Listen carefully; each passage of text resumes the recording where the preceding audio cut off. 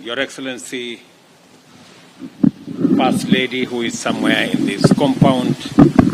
honorable ministers, ambassadors and high commissioners, distinguished ladies and gentlemen, members of the press, good afternoon.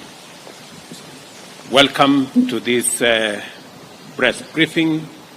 on behalf of the people and government of Kenya. I am delighted to welcome His Excellency the President of Romania and First Lady and the entire delegation on their maiden visit to Kenya.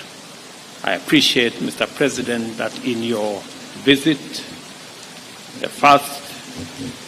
by yourself into our continent, you have chosen Kenya as your first destination, signifying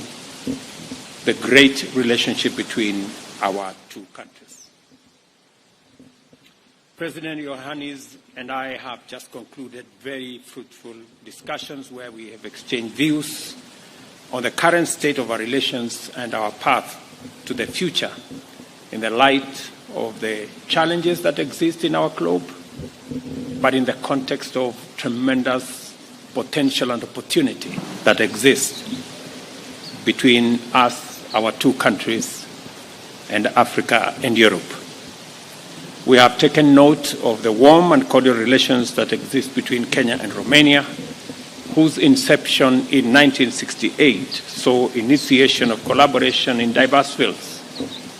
We have in this regard reiterated the imperative to escalate our cooperation across all spheres of mutual interest, including political, social, and cultural and diplomatic domains. During our discussions, we have deliberated on a wide range of subjects across various areas of common interest: trade and investment, environment conservation and climate action, political and diplomatic dialogue, cooperation in ICT, agriculture, and of course, the people-to-people engagement, especially the discussions on peace and security, and the most important component we share of our belief in democracy. Accordingly, our discussion focused on strategies and interventions by which we can enhance trade and investment between our two countries. We've also shared ideas on new opportunities to improve the balance of trade and enhance investment between our two countries, leveraging on the expansive space created by the private sector and how we can leverage on the markets that we have in the East Africa, in the Africa continent, that we are consolidating into a single market, and how we can build on that, realizing that Romania, being a member of the European Union, I have thanked His Excellency the President for supporting Kenya, especially in the conclusion of the Economic Partnership Agreement between Kenya and the EU that will be passed by the EU Parliament and for signature on the 17th of December, where the President of the EU Parliament is coming to Kenya to sign up that agreement that will expand the space for trade, investment, and business between Europe and Kenya, between Romania and Kenya, and between Europe and our East African community area. To set off the process of actualizing our common agenda in these areas, we also witnessed just now the signing of 4 memorandum of understanding: environment protection and climate change, cooperation on sanitary, veterinary and food safety, agricultural research and cooperation,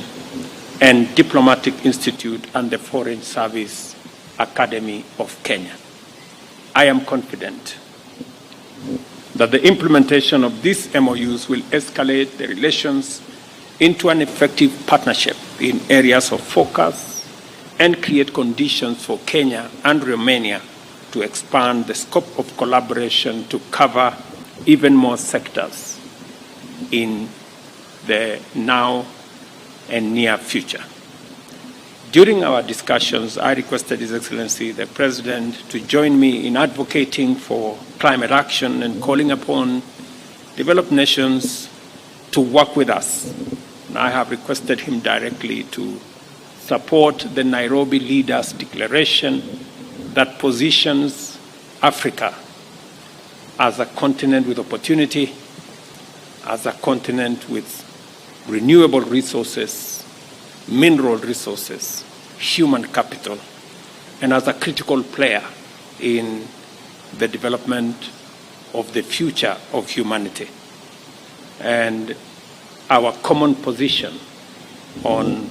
matters climate. We also have had an opportunity to discuss global peace and security and shared concerns on the continued conflicts and instability in our regions and other parts of the world. Consequently, we've agreed to play our rightful roles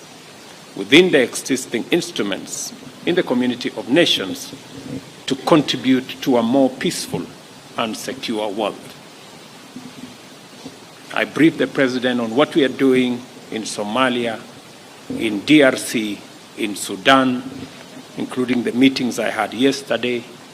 on how Kenya continues to play a pivotal role in anchoring the stability of our region, the peace in our region, and the huge sacrifices and commitments Kenya is making. And also appreciate that this is happening elsewhere in the world, in Russia, Ukraine, in Israel, Gaza, and that collectively we need to come together to resolve these conflicts so that we can have a much more peaceful and stable globe that we can all pursue our aspirations as nations.